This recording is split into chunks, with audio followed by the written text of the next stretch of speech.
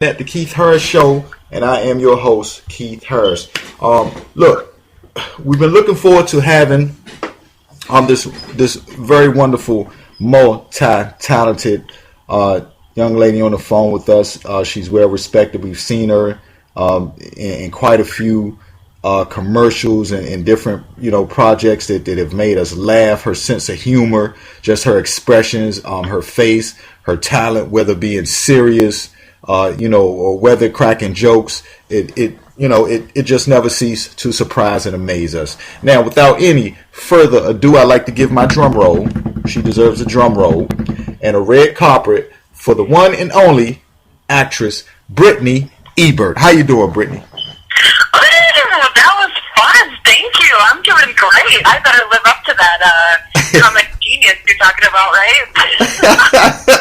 Hey, you know what? Hey, I tell you what though, you already have. Listen, Brittani, you already see that's how it works. You already lived up to it before you get that drum roll like that. Oh, great. Well, I guess enough said, right? No doubt. First of all, I want to ask, just how you doing today? Has it been a busy day for you so far? It has. First of all, it's gorgeous and beautiful in sunny California. So I'm so sorry that it's snowy and cold everywhere else. I forget that it's like that everywhere else because it's always so beautiful. Right. But each day is different, but it's still amazing out here. But yeah, I have been busy today. I have something real fun and big coming up a week from yesterday. So I've been doing lots of PR and social media and, getting everything going before the big day. Uh-oh. You know what? And uh-oh. Hey, look, I won't ask you what that is right now. I'll try to get that out of you a little later on in the conversation. That's why I didn't mention it. See there? Okay. A little intrigue, a little mystery. I know, right? And here I am always thinking I've done all my homework. So, all right, now, okay, so just to give everybody a brief, all the listeners a brief description, first of all, let me ask you, what brought you into the entertainment industry? Were you a little girl sitting back watching TV and just looked at the screen one day and said, this is going to be me, or how did it happen for you, Brittani? Yeah, that's pretty much it. I know everyone has their story of how they came to where they are today, but mine was exactly like that, which is probably no different than a lot of young boys and girls watching TV and thinking, that looks like a lot of fun. Hey, I could do that kind of thing. And mine was none other than Saved by the Bell. Really? I was watching Saved by the Bell growing up, and that always just looked so fun and funny. And I mean, they're a few years older than I am, but I was just like, that just looked like so much fun. And I've mentioned this to friends before. When the show would go to commercial, I would recite the lines they just said exactly as they said them, or sometimes I would add my own twist to how they would say them. So it was interesting that at a young age I already kind of started the mechanics of it all and the technique of it all. But yeah, that was it. That was the show that I was like, this is what I want to do. And of course I thought of all different careers in between. Like one day was an astronaut, one day was a politician. Of course, like many young kids growing up want to be veterinarian. So all of these things came into mind, and some of them lasted longer than a day, and some of them, like a politician, was like one day. I'm like, nope, don't want to do that anymore. Right, especially at that young of an age. At the age you was probably watching Saved by the Bell, I know, thinking about being a politician. I was wondering how long did that thought last? It's like, wow. But like I said, a day. And same with an astronaut. Like I don't, a lot of people probably don't consider themselves claustrophobic or afraid of heights, but when you're in it, then I think that's when it hits you. So the more I learned about space and everything in school, I was like, oof, that might be a little too scary. And then, of course, when I finally watched Apollo 13, I thought, no. Right. You don't hear about all the bad things that could go wrong. You just think it's super fun, but you're obviously up there doing work and research and everything. So. Right, and especially when you compare that to Saved by the Bell, where you're thinking about acting and being on the beach at the same time. So that's two different things. I know. When they worked at their summer resort, right? So right. I just thought, I'll just play those people. Like, what an amazing thing to play all of those different people and different careers as well. Right. To research that career, to research the person who does that career, whether, or even in roles that are real people or fictitious people. I think that's incredible. I love the research part of it, just to learn so much more, to really make it in depth, and also pay tribute to those that are doing that job. Right, and it also, I think that also, kind of helps you to just engulf the personality, because when you're playing a role in a character, you kind of want to be able to live it on screen. They call it acting, but it's not 100% acting sometimes, when you know that you really have to bring that role out of you to in a perfectionist kind of way. Yeah, there's an instructor out here that her tagline is "Live the life." So. That's exactly it. Embody the life of that person. And of course, you're bringing your personality to it. But I think all the time, like, for example, you in your profession, if you've ever seen anybody play your profession on TV, I always ask my friends who are nurses or who are really any job. Like, let's say, I always feel so bad in movies because a lot of times they make the police look really dumb. Like, they're going into all sorts of car accidents, or the cars are flipping over and stuff. And so it's like I was saying, I'll ask my friends who are nurses or anyone that I know that's a police officer, and thinking, is that really how it is? Or are they missing information? Or no, that's not it at all. So same thing for you. Like, if you watch radio personalities or DJs on TV and you're like, they're totally missing this huge chunk, or they're spot on. Yeah. You know what I mean? Like, I always find that so interesting. And someone who does that day to day, if it's accurate on TV or film. And that is that's a very true statement, as a matter of fact, because of course, in this profession, as a matter of fact, like somebody like myself, with what I do, is similar to you. I really have to take time to study and know what I'm talking about. When I talk to guests, I feel a lot better when I'm talking to someone and I know about who I'm talking to. I don't like I don't like to just talk to people and I'm just clueless as to who they are or what they do. And I don't feel like that's fair to the person either. Kind of probably like you feel like in a role. Yeah, absolutely. Exactly. And that works in real life too. If you have an opportunity to meet anybody of great importance or notoriety, or even just someone that you're interested in, like, you want to know about the person, you want to learn about the person, so you can have a great conversation going into it rather than learning as you go. And you definitely notice the people that put in the work. So I would like to think that also lends itself well on camera too. Yeah, that's the worst. That's the worst feeling. That's like you going to work one day and just having no clue. You're just up there like, okay, I'm playing this person and I just don't know anything about them, and you're just saying lines. You cannot bring that expression. Oh my gosh! Well, I'll tell you, whether in real life or on stage or on camera, if I'm supposed to be playing a person who has a career that I know nothing of, it shows, and I feel it inside, and I feel just terrible. Like, that's a mistake that only happens once. Same thing, like, I'm sure when you just got started, you're probably thinking, oh, well, I'll just, let the person share their information about them, but then I'm sure as you went, you're thinking, well, if I get to know a little bit more about them first, then I mean, what a more enriching experience and conversation. It's like, the first time you meet anybody, it's like you find things that you have in common, and then that sparks more topics versus I know a lot of people hate small talk, but I especially do too. It's like, hey, how are you? Good, how are you? And then that's it. So it's like, I always try to find ways to keep the conversation going. I mean, I guess I'm talkative, which lends itself well to that's what I was going to say. A lot of things. That's what I was going to say. That works for me too. Is the fact that I sometimes I think I just talk a lot anyway, so it really helps. It helps with that. So, Yeah. Now, talking about so listen. Let's talk about how. First of all, were you doing commercials? Because you've done a lot of commercials as well, as being in film and television. Which ones were you doing first? Did you come into the game doing commercials first, or was it TV and movies first for you?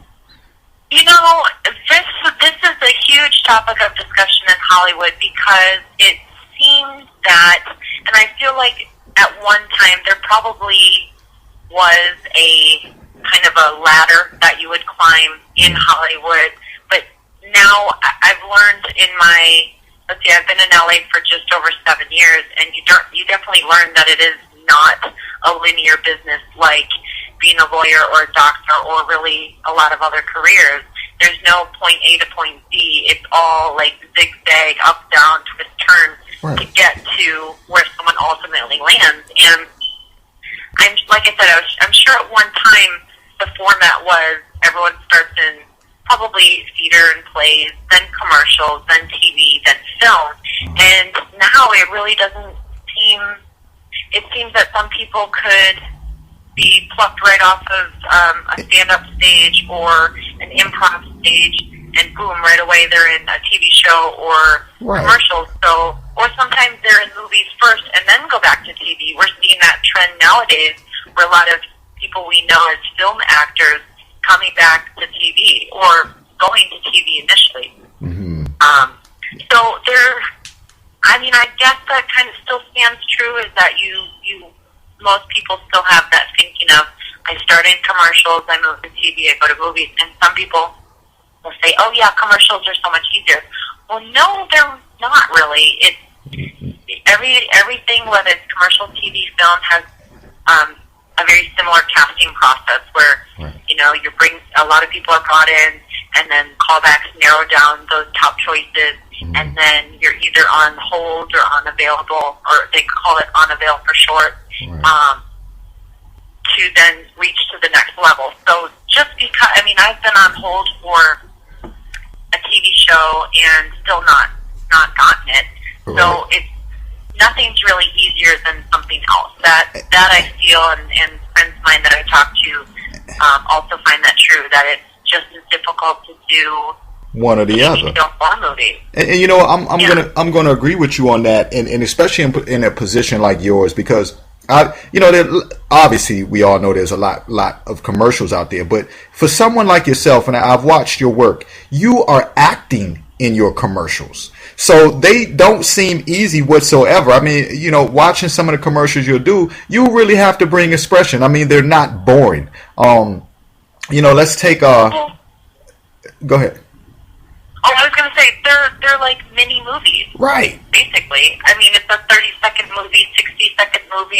Look how entertaining those Dorito commercials are. I know I've done a couple of them as well for that Super Bowl contest. Uh-huh. They're mini movies that engage us, and hey, they just happen to be promoting or advertising something for us, the consumer, to buy. So it's all acting, or it's all, like that one teacher had said, living the life. You're just telling a story, but for a shorter period of time. And so it's just as difficult because they're going with a look, or they're going for, like we were talking about, comedic pace and comedic talent. So that's a whole thing on its own as well, that not everybody has. A lot of times they say in Hollywood that what is it? Every comedic actor can be dramatic, but not every dramatic actor can be comedic. Exactly. And I'm sure that we've watched our favorite comedians maybe not do so well in a dramatic sense, and vice versa, because comedic timing is so specific. Everyone talks about listening. You really have to have that ear to the beats and the punchlines of comedy. That's why I think I just started noticing, for a while now, look at all of the main actors on comedy TV shows. Most of them do stand up. We know. Looking back, I'm thinking, there's a lot of male comedians who are the main person on the TV show, like Ray Romano, Tim Allen. But then I'm like, well, there's also female comedians too. Well, a lot less, but Whitney Cummings was on Whitney, Roseanne Barr for Roseanne. So it takes it to a whole new level because they're carrying a show now, which is other actors and not just them with their stand-up routine. Right. And you know, and you know, not to I suppose harp so much on just the comedy aspect, but that's you know, that out of the many different lanes that you're in, that is also one of the things that you're really great at. Were you just a bit of a bubbly personality person, or were you fun, or you know, how you know, without giving too much away, how do you manage to bring that to the table in the way that you do? Because like you say, it's hard to go on set and to be able to bring that comedy out of you, because listen, that takes eye expression, it takes facial expression, it's really got to, you know, it's in your body motions. How do you pull that off? You know, did you grow up like that, or can you just? Well, I have to say, I mean, I hope that I'm funny. Like every funny person hopes to think that they truly are funny, and it's not just they themselves or their family members who think, oh, he's a riot, and then everyone else is like, you're terrible. But it's like, I'm an only child, so I guess I don't know. I mean, I guess you could really backtrack and find out, you know, dig real deep and find out where it started. But I enjoy watching comedies, especially 80s comedies, because I grew up in the 80s. Like, I still love and miss John Candy. So any type of 80s comedies, anything with John Candy, I am there. I love. And so it probably, who knows, to keep things like on the positive, I mean, it probably started with just my love of watching comedy movies and comedy shows. You know, I love going to stand-up comedy. While I'm incredibly scared to do it on my own, I love watching it. And you kind of see a format. You kind of see, oh, hey, they're just telling stories or real things that have happened to them and to all of us in a funny way. You know, I think that's why, like, Seinfeld was so as popular as it was, is because we're like, oh my God, that happens to me too, or something like that. So it's like we all identify it. They kind of point out the obvious. And so I guess just after that, I realized that, hey, I was making a few people laugh, and hey, I like that. I like making people laugh. And so I don't know. I guess I kind of look for the timing in just regular conversation. Hey, you know what? I'm sorry, because you probably hear me sitting here. You're already laughing at me. No, I'm sitting there laughing in the background because while you're saying this, I have some of these different things that I've seen you in, and they just keep replaying in my mind, and they're funny. Oh, really? Yeah, like for instance, I believe it might have been the Dave and Buster's commercial. I think it might have been. But there's and correct me if I'm wrong, but you guys are sitting all on the couch, and you have this scene going on with the remote control, okay? And all of a sudden, it's crazy because you're trying to find, you know, something on TV. Everybody's kind of nagging you. They're on the left and the right. And all of a sudden, it clicks to the television, and it's this little, small TV up against the wall. And so, you know, that right there just kind of had me cracking up. And, you know, I just think about that because, listen, those are things that, you know, when you watch these scenes and, the sets and the way that they're done and stuff like that, before it got to that little small TV, you really set us up for that. You know what I mean? Because we expected something totally different. And so, you know, and the way you were carrying on. So, you know, that just kind of made me laugh. But, you know. Anyway. I think it's the whole situation, too. I mean, I think why I love that commercial, which we had submitted for the Doritos Super Bowl contest, is that it's like, oh, yeah, Super Bowl, what did I hear recently? That, like, the amount of food ordered or money spent on food for the Super Bowl is like number 2 behind Thanksgiving or something. Like people just really, Super Bowl parties are like really just, they're becoming a thing. It's kind of like the ugly Christmas letter thing. Like I remember in Chicago, like a few of us would do that, and now it's like so trendy to do, and it's like, we've been there, done that. I already did that. Like you're just catching up to this now. But you know, Super Bowl parties are a huge thing, so it's like we take this the whole sitcom, situational comedy. So we take this whole situation of, we're going to have this huge group of people come and watch the Super Bowl commercial.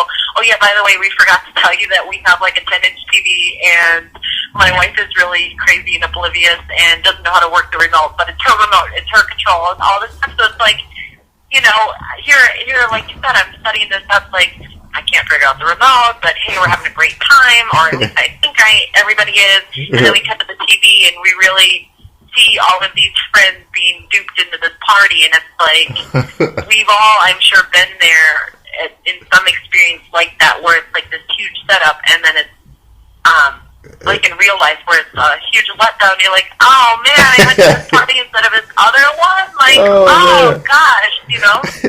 That was crazy. Now, okay. Now going on to you know, we'll talk about General Hospital, of course. Mm-hmm. All right. What was it?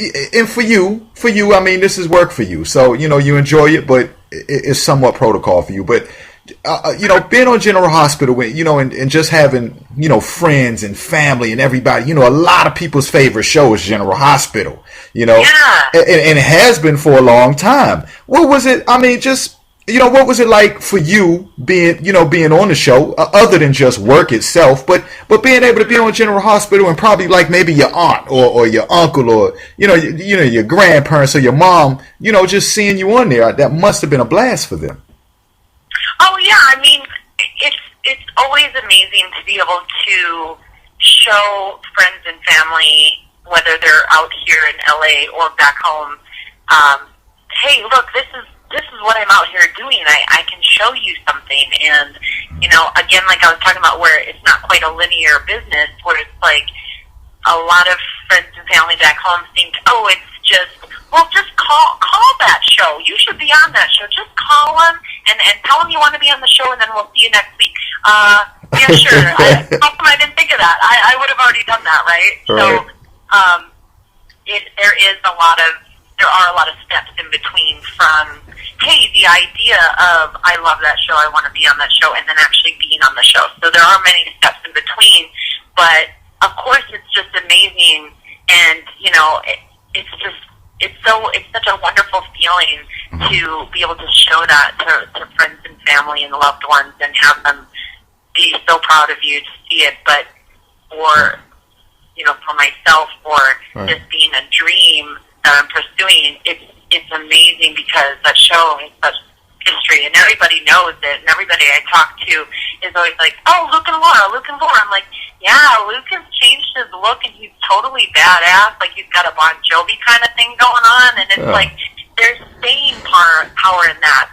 Exactly. And there has to be for shows that have been on forever, you know, they have to reinvent themselves. And I think what helps General Hospital last as long as it has, and probably more than the other soaps, is that it has this kind of like primetime drama feel to it. So it's not all super daytime soaps like the rest of it. I mean, everybody's hands are in everybody's pots, where it's like, so-and-so's having someone's baby, and someone's dating this person, and someone killed this person, or whatever it is. But it has this great, like, night, like, primetime drama feel to it, like with Sonny Corinthos, you know, like, he could easily be, like, the bad guy on CSI or Criminal Minds or something. So it's like, I think it draws both audiences to that. And so it's just amazing to be on it, because, like I said, so many people know about it, and it's just, after the nerves dissipate for the first few times of, oh my gosh, I'm on a real set of a real show, like, this is not make-believe. It's a real set of a real show. Yeah, it's amazing. It's like, I don't even think about it so much anymore. It's, oh, awesome, I'm working on General Hospital Day? Great, I don't have to be at my day job, you know? It's like, I'm like, I take off the day. I'm just like, I'm an actor today. This is what I'm doing. Oh, we'll have lunch after, you know, what everyone perceives that we do in Hollywood, but it's really a treat, and so I treat it like that, where this is my day, I'm working on set, and then I'm going to do what I want to do after. That's maybe something I can check off my list that I haven't, like drive up to actually be right next to the Hollywood sign, like something so simple, but it's like usually you save for when friends and family are in town, because you think, oh, well, I'll just do that. I have all the time in the world to do that. So it's like, You have to Yeah. treat yourself for this hard work that you put in to achieve this. And it makes it so much more special to do it that way. Right, and you know, like you say, and it comes from those days, especially, you know, days when people were young, or when you were young and you're sitting back and you were looking at shows, and then you're thinking to yourself, okay, well, look where I'm at, and that's just got to be self-rewarding in itself to be able to you know, make that accomplishment, and it's something to be thankful for every day. Yeah, like I will say, probably I've been in LA just over 7 years, and I'd say probably for those first few years, I mean, I'm still a workhorse. Like, I'm just go, go, go, and then some. But when I was first starting out, and you hear all the rumors of how hard it is and how it takes 10 years to really get anywhere and make a name for yourself and become known, I mean, it is really daunting and intimidating. So I thought, well, if I work so hard, I can cut some of that time off. And so sometimes I would go to work at General Hospital, and then right after, I would get right down to business and promote that and work on getting the next job. Sometimes while being on set, I would work on getting the next job and not really chum around with the people I'm working with or the people I'm on set with. And one day I realized that's where it is. It's making those connections with those people right then and there that creates that longevity of possibly getting your next job. It's not, I mean, it's kind of half and half, but for me, I realized having my nose in the computer or writing out postcards to send them to casting directors, I missed all of that great present moment stuff. Yeah. Which, you know, as we know, like being in the moment is such a gift, and I found that to be so much rewarding. So that's why I kind of flipped my process of that. Yeah. Instead of just work while I'm on set, hey, enjoy that time on set. Enjoy who I'm with. Make those strong connections. You know, how am I going to... And that works. How am I going to get... Yeah, right, I thought that works so much better. Sorry, it definitely works, though, because, you know, in that type of business, it has a lot to do with the connections. I mean, you know, we obviously know you have to work hard. You know, there's no doubt about it, because a lot of times people can make so many different connections, and still you have to be able to bring your best to the table at the same time. Or like anything else, people are like, you know, they're overrated, or, you know, they're just talked about better than their work. But I have to say, you know, you've definitely been on your grind, though, Brittany, because in 7 years you've made some pretty good progress within 7 years. I mean, you know, I know you might want to be modest, and you know, not trying to toot your own horn necessarily, but you know, you've done your IMDb is looking real good. As a matter of fact, so, you know, so you I mean, it's a different process for anyone, but just one day I realized I also need to live my life. I need to have a balance with what I'm doing, because, and that's what I loved about my time in Chicago, is it's a smaller city, it's a smaller market, so I was able to get my work done and then go play. And here in LA, it's obviously so much bigger, and it always feels like there's something to be done, and that you can never be everywhere all the time, and so you really do have to pick and choose. And I don't know, I guess maybe it was a new year, or last year I think was rough for a lot of people, myself included. It had many ups and downs, so I think maybe coming out of that, just really, and not to be all like hippy dippy or whatever people believe in, but I just started embracing being in the moment, and I've seen the return on that be greater. And it's also decreased stress too, which is amazing. So instead of like the drive and the want of what's going to happen in the future, just embracing what's going on in the present. And like I said, just being on set and nurturing those relationships then and there, rather than trying to backtrack and then make an online connection with them. Those in-person connections have more staying power for, you know, their relationships versus acquaintances. Right. So in that business sense, I've just discovered that on my own, and I'm glad because it takes a lot of pressure off of trying to do everything and be everywhere and all that. Right. You know, and just trust that where you are is where you're supposed to be. And really, like I used to hear that, and I'm like, yeah, okay. But now I really am starting to, like I said, see the return on it. So you want to keep that good thing going. Right. You want to. Right. It feels good. It's capitalization, and then, like you say, sometimes it just happens for you in the moment. The light comes out without you really always having to try. You know, and doors open. Yeah. You know, I have to ask you about that. You know, we'll talk about a few different things that you've been in, and I want to bring up this one because this guy. And I'm saying guy, and then when you hear what I'm saying, you're going to probably laugh. But this guy has always been one of my favorite legends for so long now. And Bigfoot, okay? Yeah, that's not what I thought you were going to say. I know, right? I know. I didn't think so, right? I'm like came out of nowhere with Bigfoot. But now, to start out with Bigfoot and the Lost Coast, what was that about a little bit? In your, you know, what did you do in that?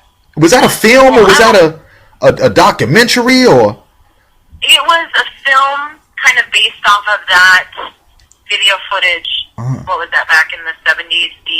I forget the name of the footage, but it's like two guys' last name, like oh God, I'm gonna mess it up. But you know the one where we always see in comedy or like in scary films. Yeah. It's the Bigfoot walking and you kind of see him sideways. Yeah, I think I know you're talking. Right.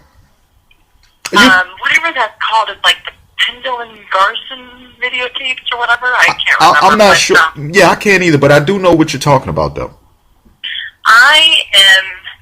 I'm a scaredy cat. I'll just admit that. Like, I tend to scare myself easily, and so I'm not super into scary movies or horror movies, but it's always interesting to be in them and be a part of them and see the inner workings of how they make it scary. And then it's actually not so scary at all. You learn, like, how everything... What's that? Yeah, right, because you're in it, right? So... Yeah, you learn, like, how they make things scary and suspenseful, and I remember the first time I learned about the scary music in movies, that it's not like you see a lady walking down the hallway, and you turn if you put the mute on, it's like, oh, it's just a lady walking down the hallway, but then you have the scary music that's behind it and nothing else, and you're just, you know, I'm like biting my lip and my hands are up at my neck, like, just because I'm afraid that it's going to happen at my place, you know? Yeah, I might see it up on the couch because I don't want anybody, like, grabbing my feet, my ankles underneath the couch. So, you scared me right there just describing that. Yeah, it's like, oh, I'm a good storyteller, no. But it's like you learn, like, the inner workings of it, and, of course, there's more. It's kind of like a magician and the tricks. I don't want to give away all the details because every movie is different, but I think the quick edits are what makes us jump too, and the more you learn and know about it, it's easier to kind of see it coming, and then maybe I'm not so scared. But that was really cool because this movie you catch, and that's actually I think more scary when if I'm ever like in a position where I have to watch a scary movie, like if I'm with a group of friends and they don't want to watch anything else, and I kind of have to like. You're there, you're stuck, right? I'm just like, well, safety in numbers, you know. So, but no, I forgot what I was going to say. Okay. Well, then don't worry, I got your back. So I'm going to ask you this question then, and again, and don't base this, but you know, this is an interesting topic to me, and so I guess just leading into it, have you, before being a part of that film, you obviously had heard of Bigfoot, right? Oh yeah. Okay, now, man, see, because I want to ask you this question, but I don't want you to give anything away. All right, now, did you ever, and like you say, you're a scaredy cat now, okay, did you ever think that was it any little part of you, like myself, because I still to this day, I want to feel like Bigfoot is real.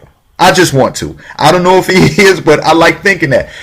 Was there ever a part of you that ever felt like Bigfoot could possibly be real? I'm the opposite of that. I really hope not. Like,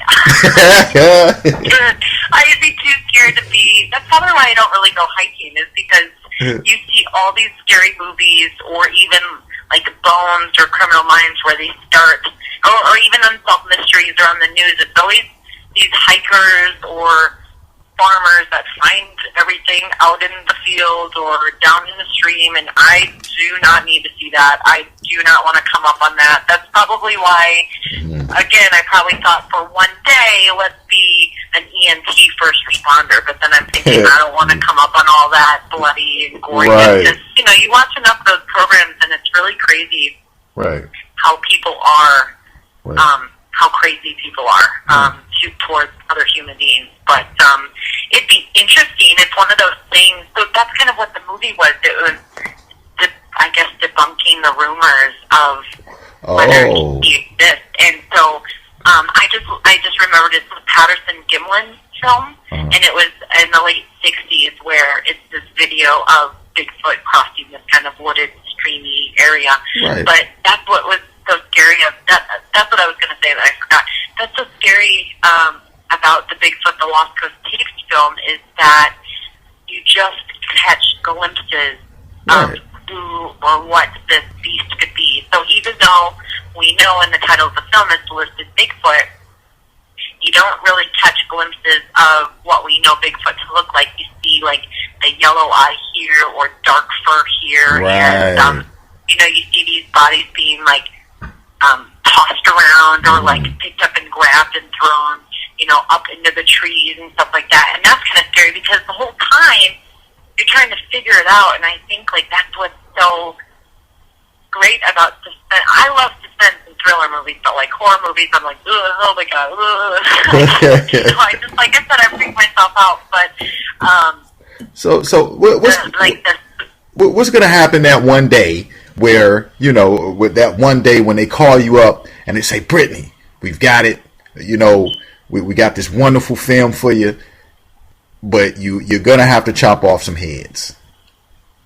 Well, it's a movie, so that's different.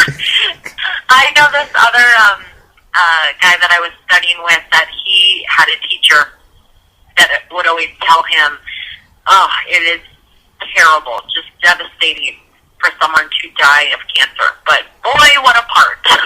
So it's like, you know, I think maybe that's why some people are so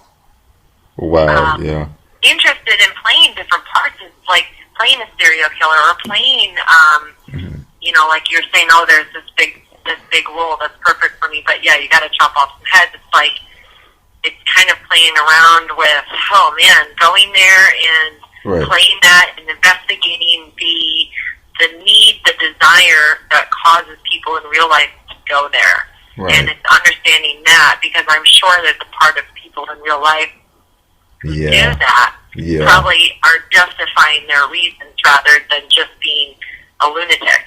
You know, so that would be fascinating, I think, to research, to really understand the why and to know that there's good reason in that thought process for that person to do that. And who knows, it could be out of safety, it could be out of, who knows, but that would be altogether different. I mean, but then too, I think a lot of, like, if I am going to be the one who's hacking up people, like, obviously it's going to be like Jello molds of stuff like that, you know what I mean, like the stuff you have in haunted houses. So I'd be safe with that. Yeah, right. Filming it would be okay, but you know, maybe it's a little. Do you think it would be any different when you're home by yourself and now this movie that you're in comes on and it's a scary movie? You might not watch it though. Yeah.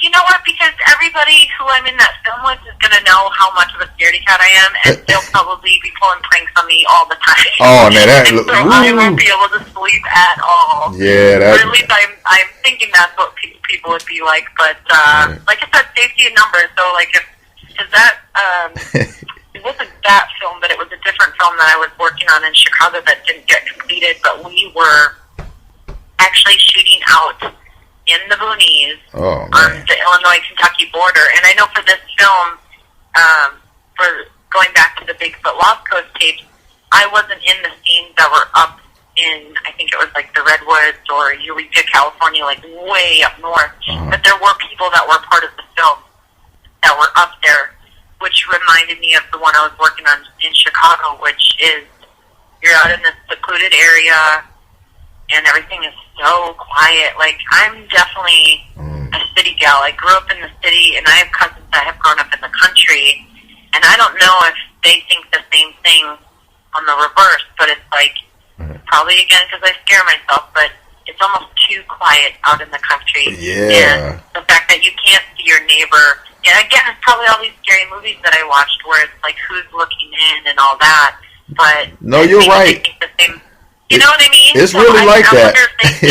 I wonder if they think that way in the city too. Like, oh, my neighbor, can they see me, kind of thing, you know? No, you're right. It's exactly like that. I'm a city guy myself, and visiting the country, and even moving to the South for a while. And I've been in the South for probably a little bit over maybe almost 3 years now, and I'm still afraid to venture into those 2-lane roads where there's just woods. I know. I'm complaining. Is it because of the movies that you've seen too?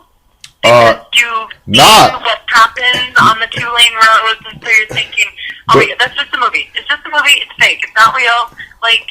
Well, you know what? It was through my mind. It was partly because of the movies, but it was predominantly because it seems really like that. So no street lights and everything's all those different types of things, and just that worry part about what can run out of the woods at any given moment. Here I am in the dark, and there's nobody around for like 5 miles. There's no phones, no street. Look, I complain to my friends all the time how they need to talk to the government about just simply putting up some street lights. At least let me see if my car breaks down. Right. So, but like I said, like camping out, when we were on that Illinois-Kentucky border, we were all there camping out in this little cottage together, and I'm 60 numbers, man. Like it made it all okay. But if I had a private cottage, and then everyone else was maybe a block or 2 away, where I could barely see except for their porch light. That won't. I would be too scared.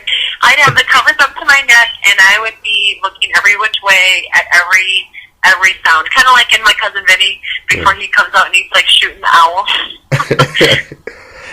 You know what? Look, I hear you talk, not to shoot down your whole idea of safety in numbers, but you're in the movie industry. Now, safety in numbers, all of those people aren't going to make it, right? It might just boil down to you, Brittany. Right. That too. So that's the difference. And speaking about that, okay, Criminal Minds, as a matter of fact, all right? Because you were attacked by that, what was that, a zombie or a zombie lady, yeah. Yeah, and they, all you was doing was trying to go get you a coffee, and you got tackled, and what was going through your mind with that? I know. That was definitely, as a lot of my Midwest family and friends had said, which it's interesting because it was set in Milwaukee, and I'm originally from Madison. I went to college in Milwaukee at UWM, and so don't you know, I get the pert, and so it was set in Milwaukee, and it's talking about like this zombie. The episode was called Rabid, and how the rabies virus acts and reacts, how it is in human beings. And I'm sure that they've done their fact checking because they were saying it's just a horrific way to go, where you are so dehydrated, but you're just afraid of water. So humans can get rabies. So wow. Well, yeah. Then again, humans can get rabies because dogs and rabbits can bite humans and they get rabies. Yeah. So at first I'm like, what is going on here? Like I watched the show, and this is kind of, this was last year this time, and so zombies were the big thing, and I think now we're back into vampires, or it kind of goes in cycles of what's super popular in movies and all that. And so zombies were the big thing at that time. And so I thought, oh gosh, now we're doing a zombie episode on this show. And all right, we'll see. And of course, like, it's funny because I always seem to get the roles that are super memorable like that. Like, who gets attacked by a zombie in a coffee shop? Oh yeah, I do. I know, right? That fit. Like, that is something. That went with you so well. Funny to talk about. It's just like, yeah, remember that show? Yeah, remember that part where someone gets attacked in the car? Yeah, that was me. Oh yeah, I saw that. Like, it's kind of funny, but it's also really cool because it stands out in a lot of people's minds. you know. Right. And it was cool because I got to do stunts, and I had a stunt woman too. I mean, it was really cool. Yeah, because that looked like a pretty hard fall you took. Well, I did and I guess I'm disclosing a little movie magic here, but I did the beginning. Like, the stunt was set up in 3 parts. So I was the first and third part, and then. I get it. I know exactly what you're saying. So the girl that actually gets tipped over in the chair was my stunt woman, and it's so funny because you come out and she's dressed just like you, and she's got a wig on and everything. And I mean, I will say, like, I'm a pretty tough cookie, but I definitely had a few bruises by the end because, you know, she's coming at me to choke me, and then on the ground, you know, you're on this faux laminate wood floor, and that can dig into your shoulder blades a little bit. So I was kind of like, what did I do? Oh, yeah, that's right. That was from that. Right. So, and you were just, and I believe you were just talking on the phone, just kind of, you know, you're moving fast. You're trying to get your coffee and get in. Because I saw that look in your face, and you're like, you know, when Raby, I'll call her Raby Lady.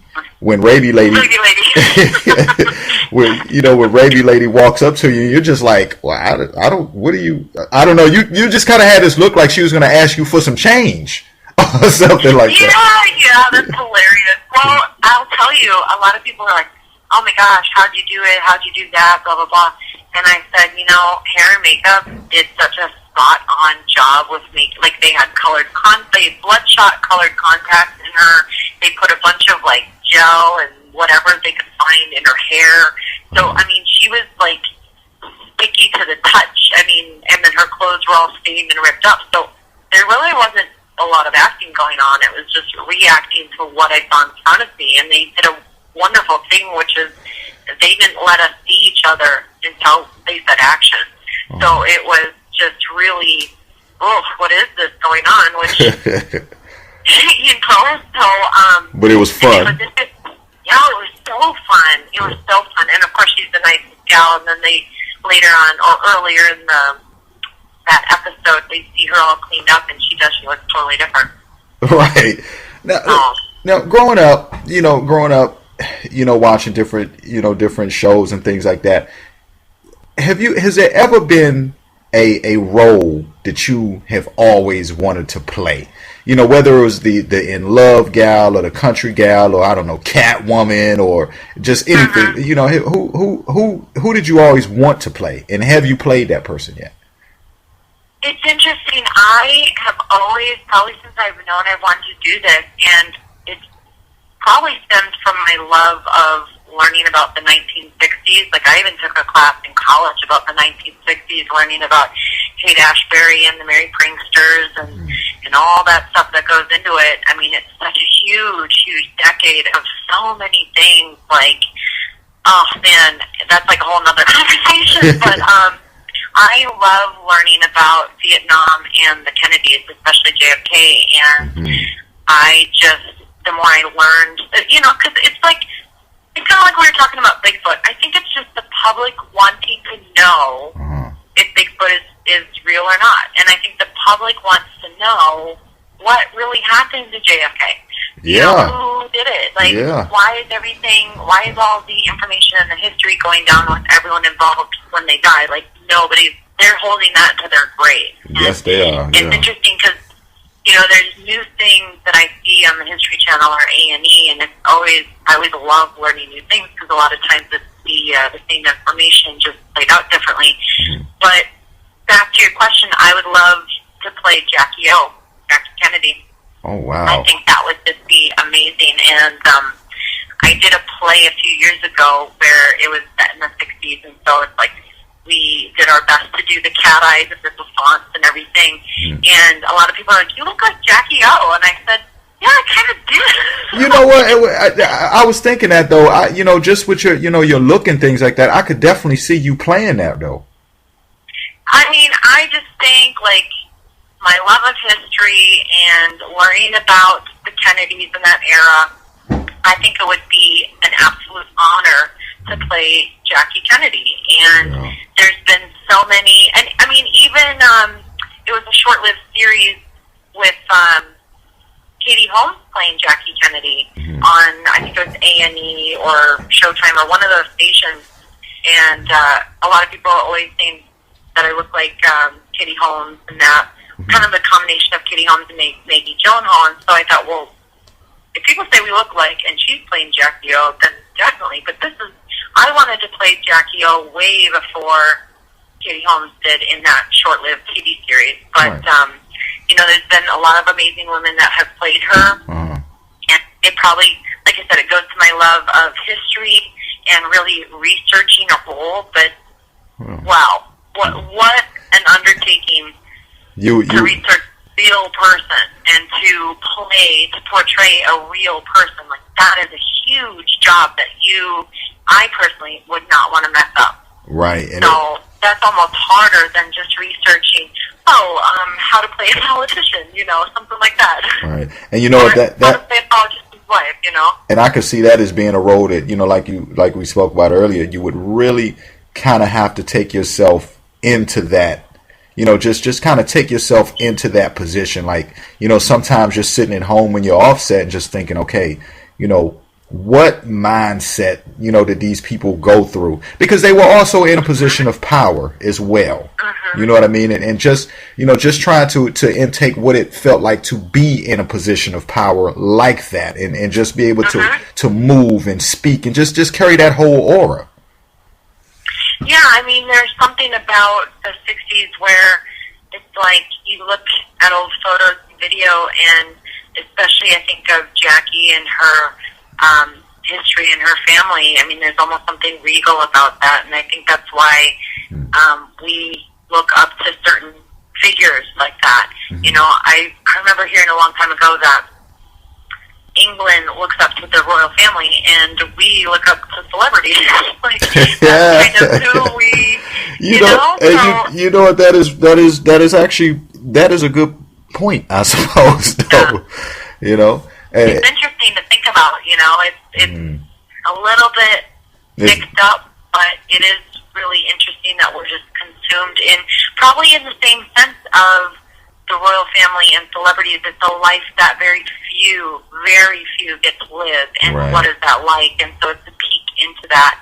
And yeah, I definitely sometimes myself, me being the same way. Like I really love to learn about history. So I'm always into the A&E channel, like you say, or the History Channel, or just going back anything I can find. Whether I'm Googling it, just all of those things that really led us up to the day. So I do that too. Like I noticed the differences in the old thoughts and the old ways of living, and what people found to be important compared to different lifestyles and different cultures. And it's interesting, and it's honestly it's jaw dropping sometimes.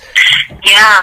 Some of the things that you find out, Google really is a blessing, because it's like there are many times where I just fall down the rabbit hole of searching this page or going to Wikipedia for this, and it's just, whoever is putting it together and the team of people putting it together, it's a lot of information for us, but think about I'm sure they have to research it old school, like library. Right. What's that one thing with the scanner? What is the microfiche? I remember that in school, like the microfiche scanner, and like all those old like racks of newspapers and everything that we have to research our papers for. Yeah. Where else? It's not like they can Google that information and put it in, but it's definitely different. There's definitely, we're definitely at a different time now compared to when we were doing book reports. Oh yeah. Years ago, so there's a difference. Talking about Hunger, the Number Games, as a matter of fact, it was a spoof. Tell us a little bit about that. Oh well, my friend, a lot of people out here. Just talking about being in a different age when we're talking about schoolwork, but even just YouTube, Vimeo, Funny or Die, any of these online sites really puts us in the driver's seat of the content we put out, the roles we put ourselves in. Even just for normal human beings, but on the acting side, it changes the game a lot. Yeah. So one of my friends put this together. It was, I think, right after the first Hunger Games movie, and she he just called it the number games, and so it's like we were like these 80s like gym. I mean, I think you saw the thing where it's like we've got the neon color, like we're totally from the 80s. We've got our neon high socks and shorts and like neon headbands and wristbands and all that, and it's like we're these math geeks, and then like whoever solves the problem the fastest like kills the other person, but like with a protractor or like a calculator or something like that. So, it was just so funny to do. Yeah. It's just so funny to do, and it's like it's that type of stuff that just put it out there. Why not? You know, it's engaging, it's fun, at least for us. Right. And if hopefully, I mean, hope is that if we enjoy doing it and it makes us laugh, then we'll put it out there, and hopefully it'll bring that same to other people watching. Yeah. So, which isn't always the case with what we watch online, I'm sure. Like, you sometimes have to scour. It's all just becoming white noise, so really good content then stands out when it used to be any content. And now, and you know, sorry to just like take you through the rundown, but speaking about Helicopter Mom, as a matter of fact, what role did you play in Helicopter Mom? Was that a shorter role, briefly, or what was that about?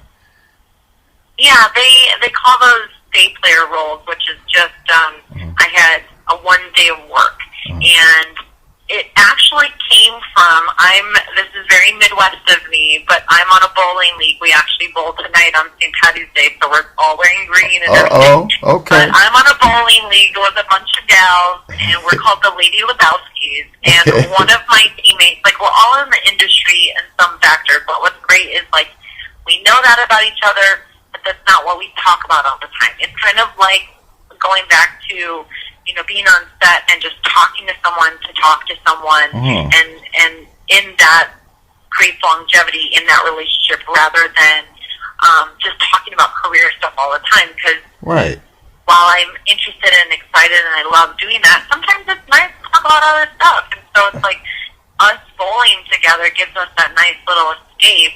It's like I know one is a film director and producer. I know one produces music. I know, you know, we all have different areas where we fit in. And our leap ended a couple years ago. I mean, we've since started it back up. But it ended 1 year, and just out of the blue, the casting director called me and said, "Oh, so-and-so who you know, the director of this film wants to give you this role in the project." I was like, "Awesome. That's awesome." So again, it was taking what I had learned on set a few years back. Hey, let's just talk about whatever happens to come up instead of me kind of badgering her about her role in this industry and where I can fit in, and remember to think about me and this and that. Right. Like we're just talking as normal human beings, and so that I think is what worked, because when we started bowling back up, she's like, "I love to put my friends in all my films," and I was like, "Sweet." So that's how that happened. Yeah, right. And get this, I'm thinking, oh, this is great. This is like a little indie film. You know, it's a funny role. I play a nurse who, well, I'll get to that in a second. But I was like, oh, okay, well, I play this nurse, and okay, I get my call sheet for the next day. On the call sheet is Nia Vardala, who's of my Big Fat Greek Wedding fame. Right. And I was like through the roof. I was like, what? Oh my god! Oh my god! Oh my god! Oh my god! Now I'm like super nervous. I went from like really cool, like I got this, like, you know, but then the stakes totally got raised, and I was just nervous all over again. And I thought, oh my god, pull it together, get all the nerves out today, because when you see her on set, like you're professional, you're gonna get it together, you know? Yeah, yeah. And it was amazing, because in between takes, like, she's the nicest person. We talked about Second City, we talked about Chicago, we talked about how the director and I are on the same bowling league and how we're trying to get her to join. I mean, that helps a lot. Just to kind of, you know, she's just like us, you know, and she's incredibly funny too. And so I played this nurse. So at the beginning of the film, Nia is trying to skip out on her hospital bill, and so I'm coming around the corner. Just like being attacked by zombies, I'm coming around the corner with these pee samples. Oh no! And then she's trying to skirt out of this bill, and so and yelling, "Don't take doctor, and I chase after her, and then she gets in the elevator just before me. But it's like one of those things. It's like, who's going to carry pee samples? Oh yeah, give it to her. Okay, great. Yeah, it's like one of those things that's like, well, at least now that role has that has somebody. Exactly. It has such it's so specific, and it's like so kind of just funny that it's hard not to remember that role versus playing like mom number 2. You know what I mean? Well, like, oh yeah, she's the nurse carrying the pee, that type of thing. Well, you know what? Exactly. And I was just thinking that as you were speaking, though. But again, you carry the roles that really need character. You see what I'm saying? Yeah, right. It's true though, because again, some people could do it, but it would just be okay, boring. But they know. Listen, when they grab you, they know how to be. It's obvious that they have the intention to know that. Listen, this is a scene that we need to stand out. We need to make it look a lot. We need to make it a lot more important than just maybe what it would seem like. Just as written, as if somebody read it on script. And you really know how to bring that to the table. In other words, you can take a regular line, I suppose, and just turn it into a major part. And I think that means a lot. It says a lot. Well, I remember in theater, thank you very much. I think that is the biggest compliment. Because that to look, this business, from what I've learned, it's all about, everyone says it's about who you know, but it's also who knows you. Like, yeah. I met Jerry Bruckheimer at, like, a red carpet thing, but I know him, he doesn't remember me, you know what I mean? So right. It's kind of like, how did that help me? It's who knows me, who remembers me type thing, really for anybody. So, yeah, so they know to come, right. Yeah, but, that I think is like a huge compliment to have someone keep you in mind and remember you because they know that you can go there and you can bring some type of zip and something different to it than just like a normal like nurse role. It's like, yep. I think that's fantastic. And there's been some hosting jobs that I did, and I remember I worked with this lady probably a handful, half dozen times, and this last time I worked with her, she had said, well, we brought you in because we knew that you would play. And I thought, that is awesome, because we did. We had such a great time, like, improving lines and improving little scenarios and stuff, and that the confidence just shot up, because it was like, okay, I'm becoming known for reliability and responsibility and comedic timing and this, that, and the other. And I thought that's a huge compliment. One, to be hired a second plus time, and two, because they know what you can bring to the table. Right. And so that's huge. So it's not just, if they remember your name, it's they remember the quality that you bring to it. I heard this a while ago, but it's like we all react differently depending on who we talk to. We all have different personas of ourselves. So I remember an agent friend explained this to me extremely well, and she had said, when you're on the phone with your agent or your manager, what is their reaction when they hear your voice? And it's kind of like that when you pick up the phone, like, you don't want to talk to somebody, or, oh my God, I'm really excited to hear from you. We have different feelings towards other people too, so it's kind of like, it goes back to the whole industry thing, and what I've learned is, if they like and trust you. Right. So it's like you want to have a good rapport, you want them to have a good feeling when they hear your name or hear your voice, and I think that helps out immensely. Right. What was your question, though? Did I answer your question? No, yeah, you know what? You absolutely did. And as a matter of fact, you really just kind of elaborated on what I was saying, because, my statement wasn't really a question. It was just, the truth about it. And just also, it came from me watching, some of your roles and some of these things that you've done. And so it wasn't really a question. It was just a total understanding of why you end up with some of these roles that you do. For those who watch and really realize and take things in, because like I say, look, with me doing what I do, I try to make sure that I know what I'm talking about. Like so I made sure that I had, watched and seen your work, which I had seen before as well anyway. And so it just makes sense to me with watching your character as to why you get this. So, when you talk about, the zombie running into you or just different things like that, these are simple roles that have to go in. But at the same time, they have to be brought out with so much expression because they mean a lot to what's going on. And you can take 30 seconds, as you said before, you can take 30 seconds and just turn it into something that people would never forget. You can take 30 seconds of an hour or however long it is and make sure that it's something that people particularly remember. And I think that's a big deal because that can compete with even those who can be on the screen for 45 minutes and still not make the impression that you can make in a short time. And that, that's a great thing. So it wasn't even a question. That was just a authentic realization. Well, I hear stories like that a lot in Hollywood, and one that stands out when you were just mentioning that is, I'm sure most of us, if not all of us, have seen Meet the Parents, and then I think the sequel is Meet the Fockers. Is that it? And the airplane stewardess with her big brown eyes, and she's kind of a little bit strict, a little snippety with the Ben Stiller character, where she's just not letting him budge on anything. In college, and I'm sure in many other classes out here, they always say there are no small parts to small actors, meaning how you view the role. And I think her name is Callie Rocha, or Callie Rocha, and they thought that she was so stand out in that role, in that part, engaging with Ben Stiller, where she wasn't taking away from the scene, she wasn't driving the scene. It's just that she had such a fun character opposite Ben.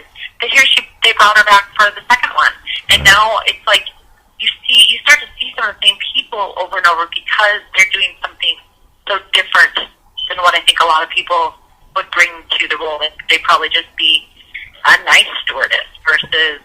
She had a little sass to it, which was real fun. And now she's, I believe I've seen her on, I think, Criminal Minds as well. And so I've started to follow a little bit of her career. Now she plays a mom on a Disney show. So it's like it just keeps growing and growing, and, the career is moving forward. And it's just something as simple as that. That was the choice that she came up with that was engaging and entertaining, and the people that are the decision makers love it, so they brought her back. You know what I mean? Like, that's a huge compliment to know, like, hey, instead of just being stewardess number 2, now they have a name for her.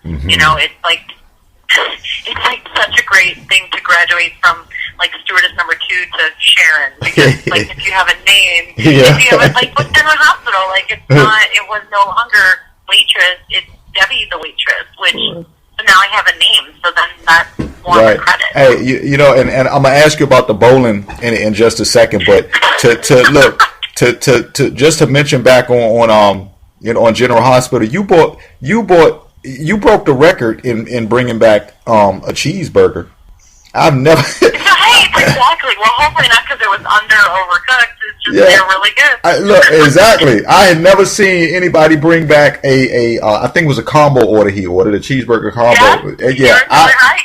I had never seen anybody get an order served that fast. I was like, well, wow, I need you to, you need to be where I'm eating out sometimes. But that's hilarious. Yeah, exactly. Because like in no time you're like he orders. And you walk away, and then you're back like, here's your. I'm like, damn, that was fast. I know. That's the thing that is so funny. Like, anyone that's really into film, like, I notice certain continuity things or certain editorial things. Like, I'll never forget in that movie Blue Streak with Martin Lawrence and I think Luke Wilson, where Martin chasing this guy through houses and yards and alleys and stuff, and the guy that he's chasing, there's one scene where he has sweat down the middle of the shirt like a runner would, and then the next scene his shirt's dry, but then the next scene his shirt is wet again. It's like all these things that you pick up on, and so it's like that. It's like, well, in real life, the rib combo platter would know never come that fast. So it's like, but to move the story along, I mean, you kind of can't do it in real time. You know, it's like. But you made it. Look, even in that little scene, you still made it. Even in that right there, another point. Even with that right there, it did not look crazy or ridiculous. It was like, was that? It was almost like you did that on purpose. You know what I'm saying? Like, you know, so that was amazing. Now onto the bowling squad here. How are you guys? Is it pretty much just ladies' night out, or are you really putting up some points? Oh, we're ladies' night out. Like, it's so bad. Like, we bowl during the league, so there are other league players, the league teams, and we're not. I don't think we're terrible, but we're not super. League play, like, follow all the rules and stuff. So since we're so bad at that they keep moving us down and further down, and now we're against the lockers. Damn. In the bowling alley. We're like where the kids, like the plastic purple kid chairs are. But we love it down there because we don't have to deal with people that are like, can you not stand on the lane while I'm bowling, or don't reach in for your ball, or whatever it is, that they're like super stuck about it.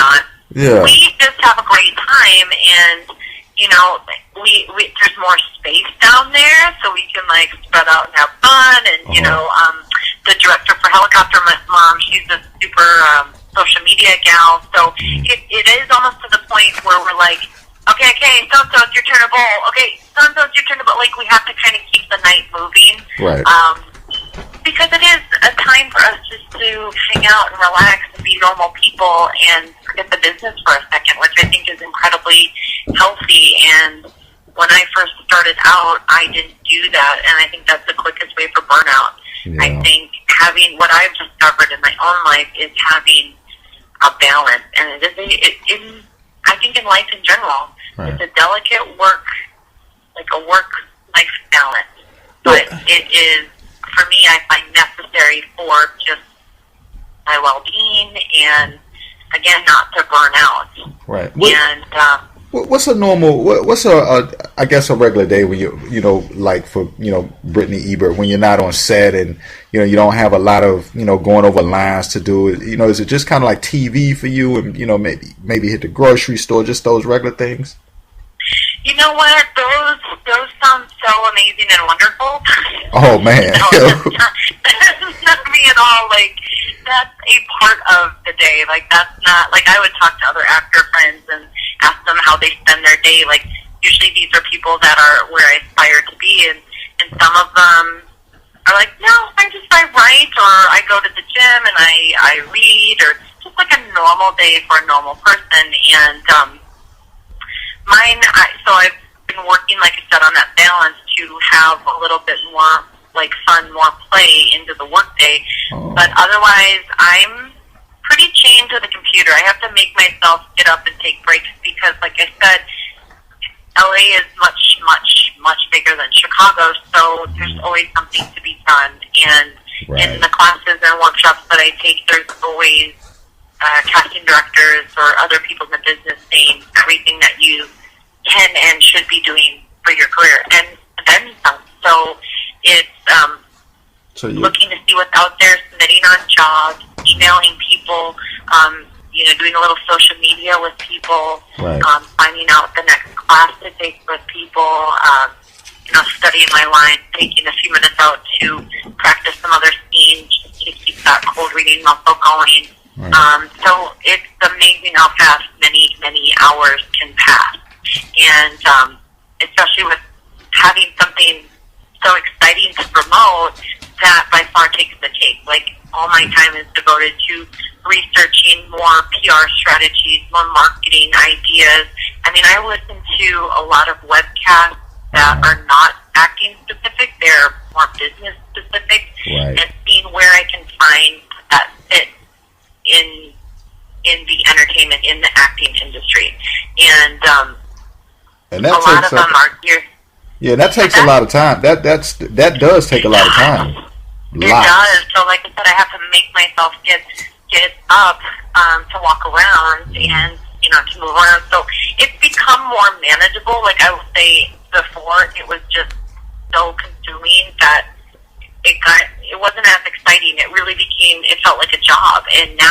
I've spaced things out and incorporated more fun, that research, that PR and marketing has also become more fun.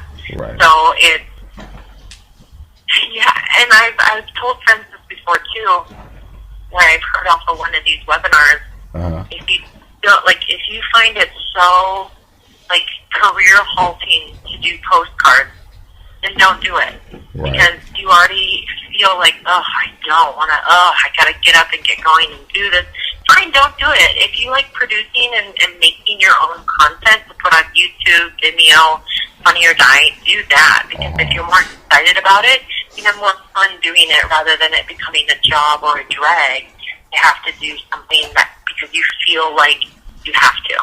Right, and you're not, right, and when a person has to force themselves to do things like that, they're probably not going to do it totally wholehearted, you know, and there'll be at least a bit of ambition that's left out, and you have to have fun with doing this and keeping open mind. Yeah, and what I've found, and you know, one of the many webinars that or even classes that I've followed and signed up for is a great marketing gal by the name of Dallas Travers, and her big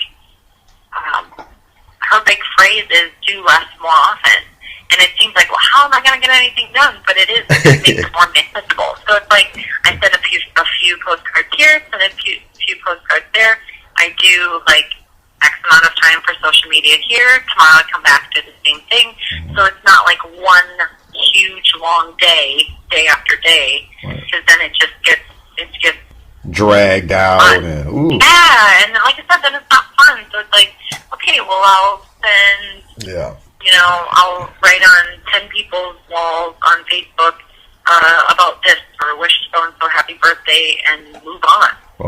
Send a few, like 10 emails and move on, and then that's my work for the day. So it has gotten smaller, and I've been able to get more done, which is really interesting. Right.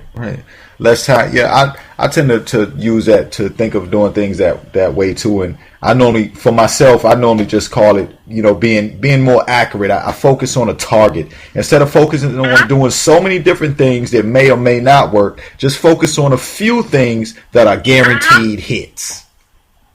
Yeah, and I found too, it makes it easier when you have something going on versus like using your PR skills to kind of embellish the story a little bit to make it more, I guess, eye-catching.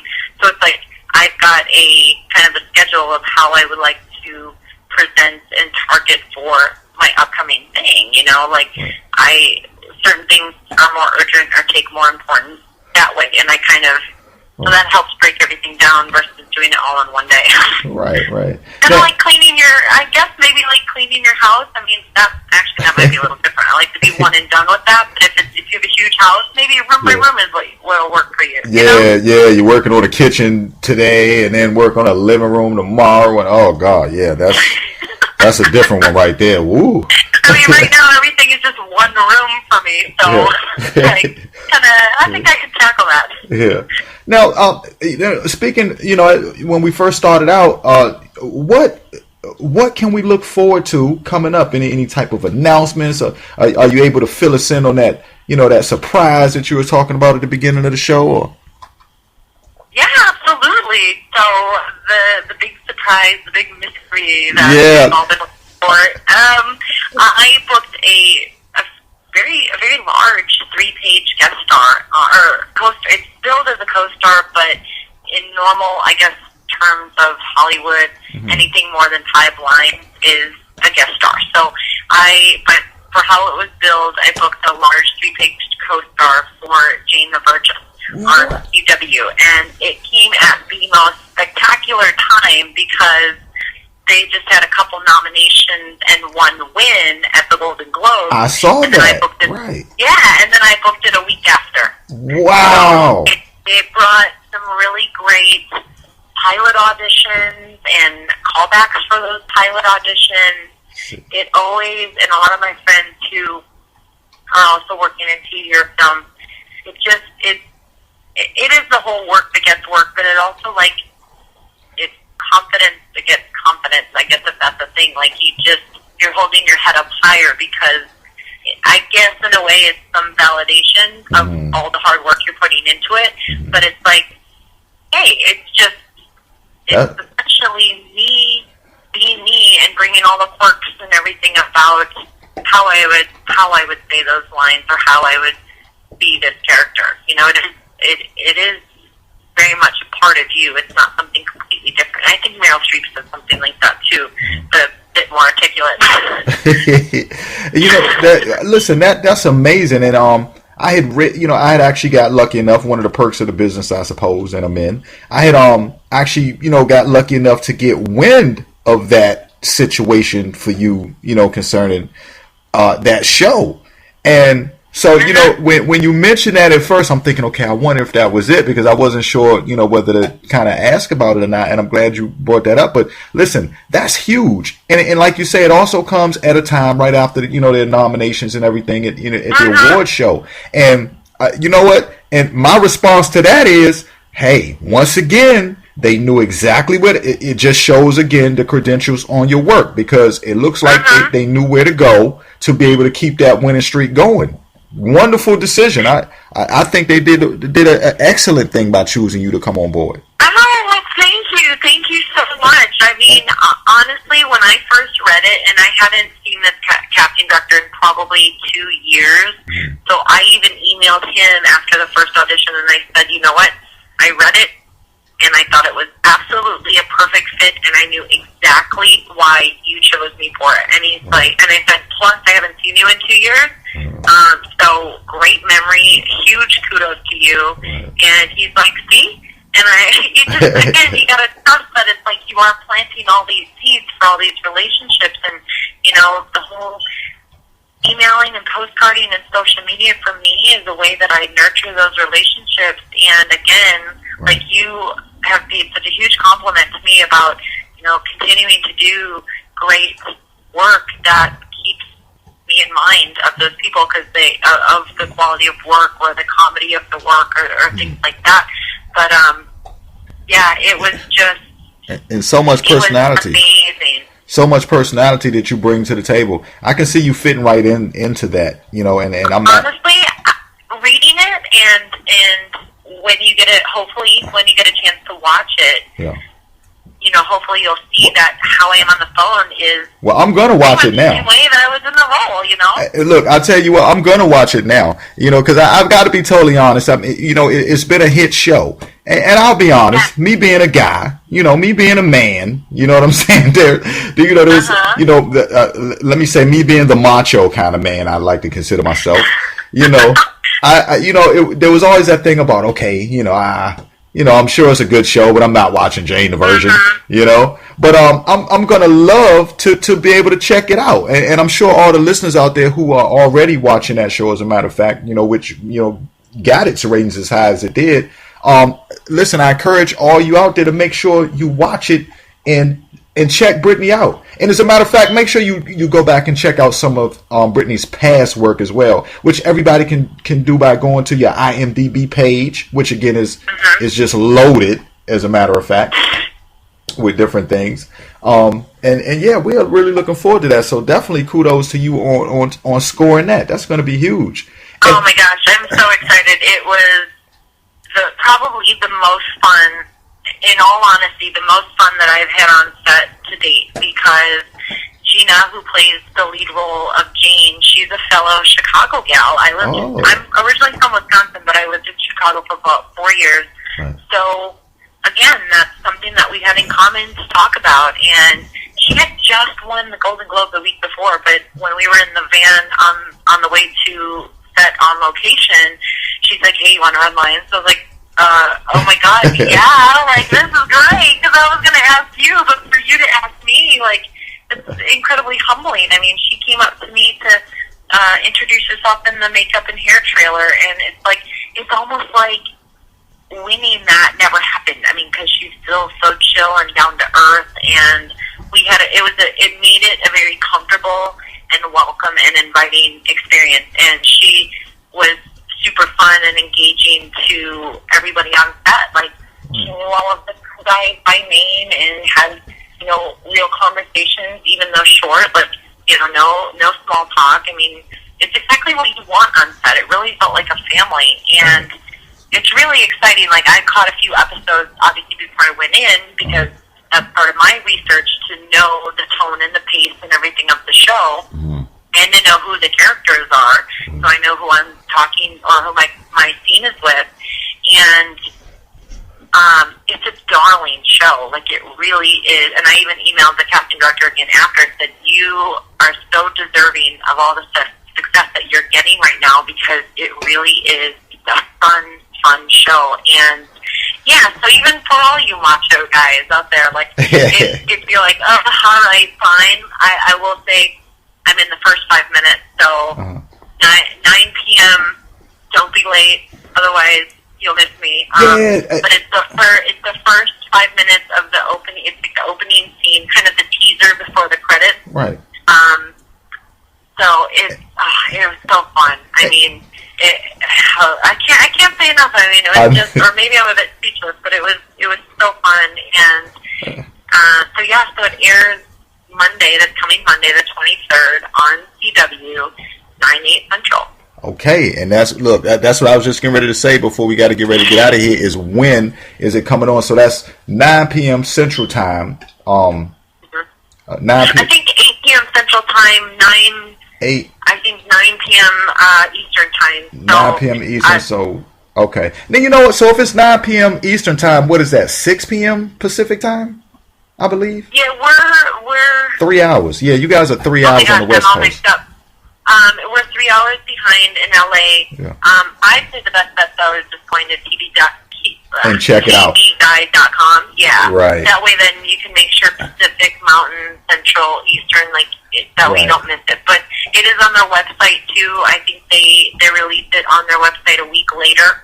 And like I said, I'm in the first 5 minutes, so just check that out. And I'll be having it on my website and probably on my IMDb page as well, so you can catch that clip, too. But, yeah, Monday is the day, and I cannot wait. I mean, I shot it 2 months ago, so it's just it's killing me. The anticipation. I haven't seen it either. We're looking forward to it.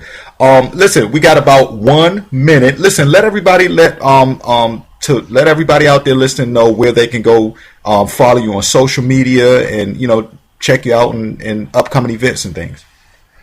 Oh, yeah, absolutely. Honestly, if you just Google Brittani Ebert, and that's Brittany with an I, Brittani, and then Ebert, like Roger Ebert.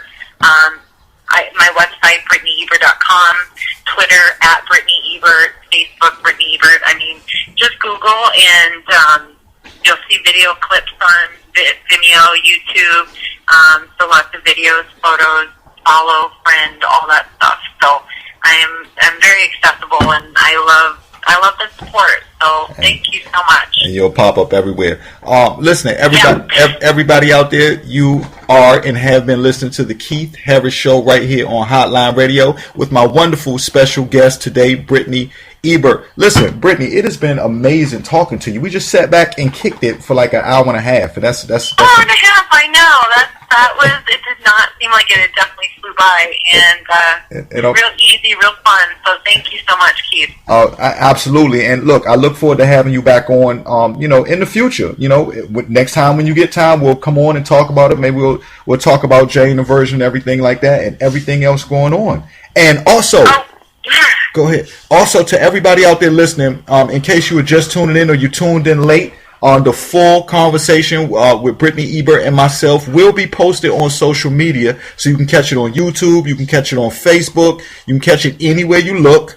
Also, I'll make sure that I keep posted for you the episode where Brittany's going to be on Jane the Virgin, also coming up next Monday too, for anybody out there, so you don't have any reason to miss out on it. Brittany, listen, it's been absolutely wonderful. It's been an honor. So fun, really so fun, and I mean, it could probably go longer, but I know, you know. Hey, look, I know, right? Next time.